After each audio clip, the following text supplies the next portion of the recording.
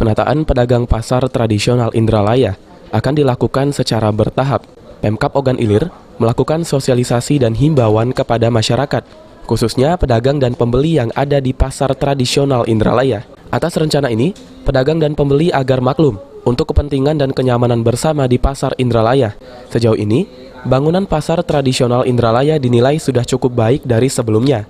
Namun penempatan pedagang pasar tradisional dengan penataan harus dilakukan kembali sesuai dengan jenis lapak pedagang dan peruntukan lapak, di mana lapak pedagang yang sangat kering terpisah dengan lapak yang basah.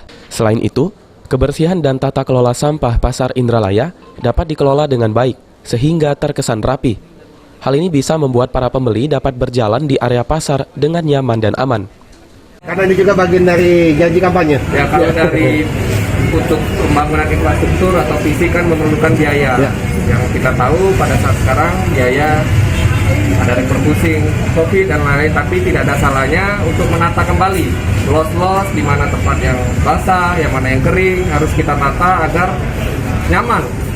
Masyarakat datang ke pasar Indralaya nyaman, penjualnya pun nyaman dalam berdagang. Karena banyak kan para pedagang mengadu terkait penertiban banyak pedagang yang justru berjualan di depan lapaknya. Maka dari itu kita akan tertibkan agar tidak terjadi lagi kendala.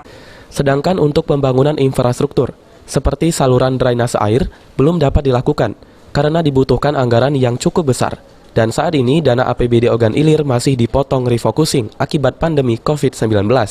Pasar Indralaya sendiri sebagai pasar yang paling besar dan harus menjadi contoh bagi pasar lainnya di Kabupaten Ogan Ilir. Ahmad Romawi, PAL TV.